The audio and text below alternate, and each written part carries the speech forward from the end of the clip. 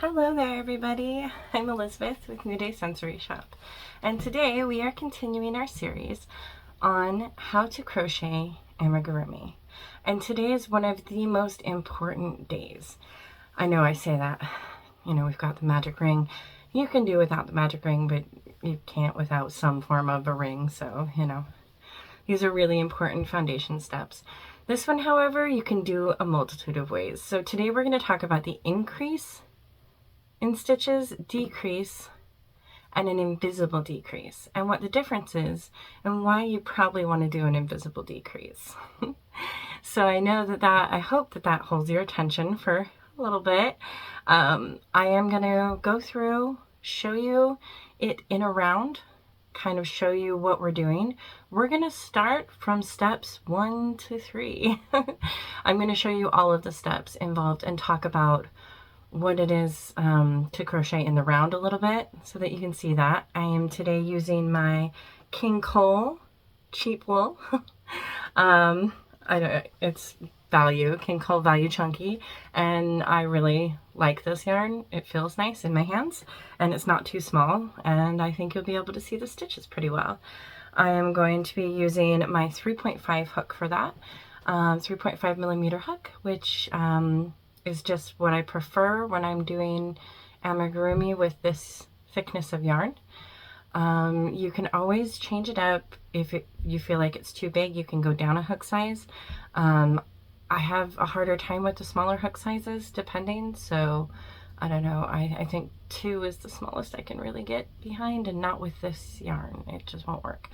So now that I've babbled about hooks and hook sizes, something you should know when making amigurumi is that you should do your amigurumi in hook size 2 sizes smaller than the one that is recommended on the package.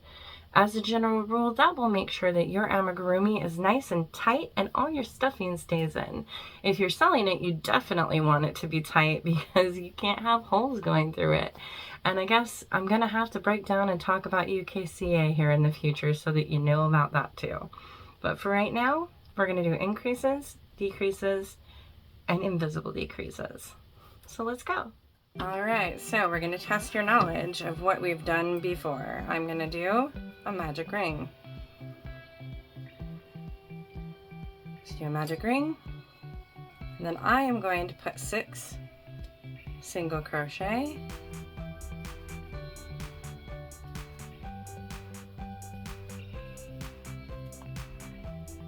Sorry about that. Okay, so we've got 6 in there, and it's not perfect, remember? We do progress, not perfection around here. Because if I had to sit and be perfect for everything, I'd never get anything done. I tighten my magic circle, and I like to do a slip stitch, which is going under, and then instead of going through like we would a single chain, you just go straight through. So that's a slip stitch. I like to do a slip stitch at the end of my rounds. It keeps it neat and tight. You feel free to do you. Alright, so on this one we're going to do increases. A lot of things want you to do an increase on the second row, so I'm going to do an increase in each stitch. There are 6 stitches here. For me, now an increase is when you do not 1 but 2 stitches in the same loop.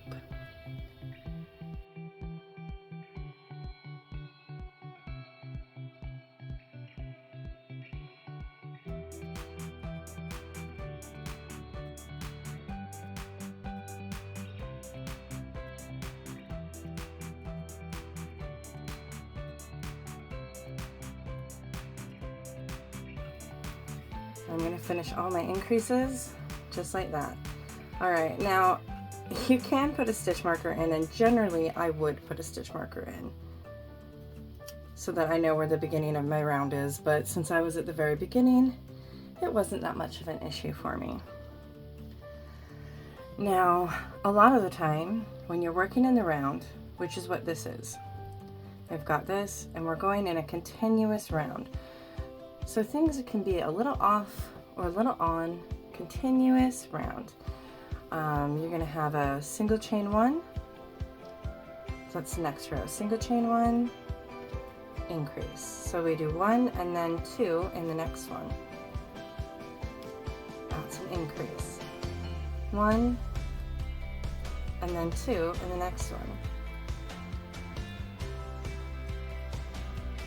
I know I keep getting caught. That happens sometimes with me in this wheel. Sorry. I just try really hard to make sure I don't get caught. 1 and then 2 in the next one for an increase. Single chain 1 and then increase. Okay. Now I'm just going to show you the rest of the round. You'll notice how it goes around like a snake kind of. 1, 2, 1, 1, and 2. Can you see how the round is working now? It's just like a spiral. It's pretty easy once you get into it and once you get used to how the stitches look. Alright, now we're going to do some decreases, and I'm going to show you the difference between a regular decrease and an invisible decrease. Well, actually, I'm probably going to do one round around so that it makes it look a little easier for me.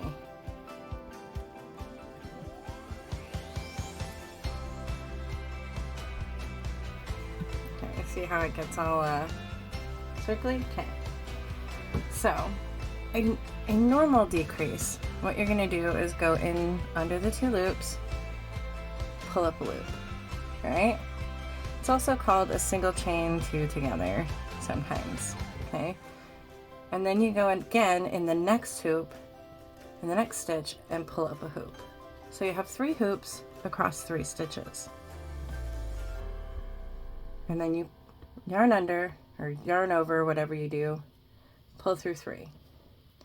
That's a normal decrease. Now, something that I want you to notice about the normal decrease is that it does make bigger holes, which is not what we're looking for in amigurumi. You really don't want a hole so that you can see the stuffing. So again, I'm going to show you. You go under 1, just like you're going to crochet 1, and instead of pulling through, you go to the next one. And I'm going to try that one more time before I tell you don't do that on amigurumi. So a decrease, you go under the first 2 just like you would do a normal stitch. Yarn over, pull through. Now instead of making a single chain, you go into the next stitch, go under 2, pull through, and you have 3, and you pull through 3. Now an invisible decrease is so similar. The only difference is instead of going under both, you only go through the front one, the front loop.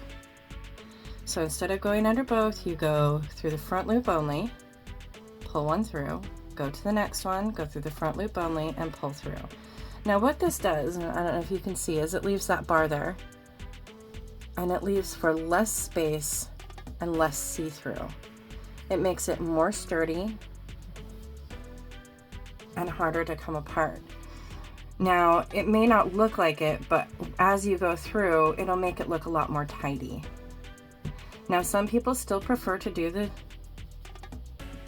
regular standard single chain 2 together and or decrease, but look how bulky this is. You see how bulky that is compared to this one right here, which is a lot flatter, a lot smoother, and it fits in better. And do one more so you can see it a little bit clearer. There we go. Now, see here? These are very bulky, and these fit in line quite nicely. So, that's why you want to do the invisible decrease. I am going to show you now in a bigger yarn because sometimes I feel like you just don't get to see the stitches very well. So I'm going to use a size 6 and my Bernat. We're going to use the white, well, it's a pink, I have blush pink. I'm going to go around. Now I am showing you this in the round so that you can see it as an amigurumi would be made. because that way you can tell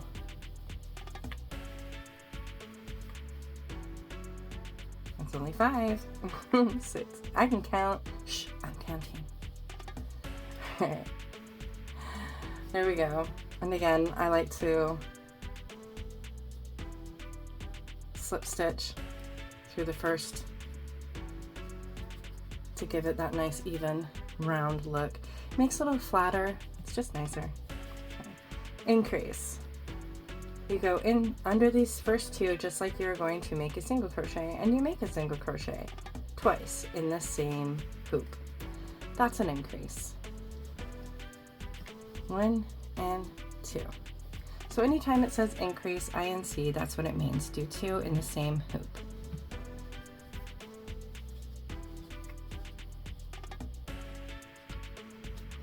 So before I showed you this in the round, but I'm actually just going to show it to you like this because I have a small amount. 1, 2, 3, 4, 5. Okay. 1, you do single chains, across. Okay. Now, here we're going to do an increase. I always chain 1 at the end of my rows, I don't know why. Alright, we're going to do an increase on that one and on this one. Increase, single chain, increase. There we go. Look at that.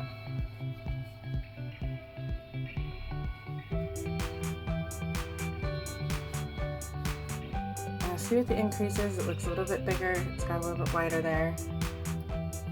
Alright. I'm going to take it out and show you what the decreases would look like. Now this is a normal decrease where you go single chain 2 together. Okay, you go under 1, pull through a loop, under another loop, pull through up, and there we go. That's a normal decrease.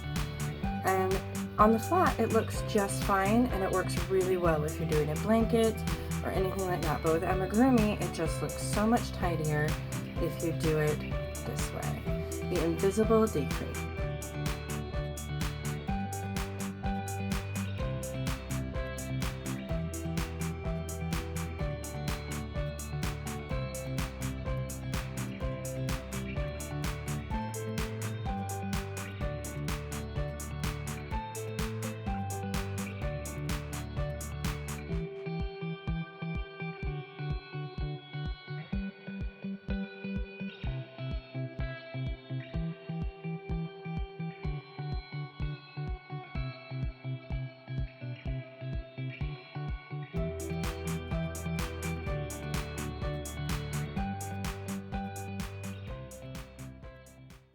And remember when you're first trying out, it doesn't have to be perfect, and it probably won't be. Hello again.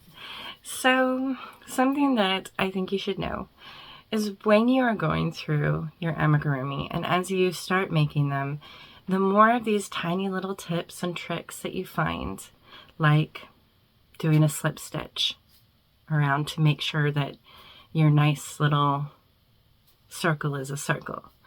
Now, not every pattern will call for that, and you can choose to add it or not have it. I've had several that don't call for it that I just do it because I prefer to make that tight, neat little pet. The invisible decrease makes a huge difference in overall in how your pet looks. Making sure that you tighten it, what your tension is at, all of these things will help you make a better, more fun, cuter looking amigurumi. So I hope that you have watched the end of the video. If you have watched all the way through the end of the video, why don't you comment to me what your favorite amigurumi pet has been so far that you've seen? Or what you would like to make. What projects are you making right now? It's nice to get to know you. I hope that you are learning from me, and I hope that you've enjoyed this video. If you did, give it a like. Bye!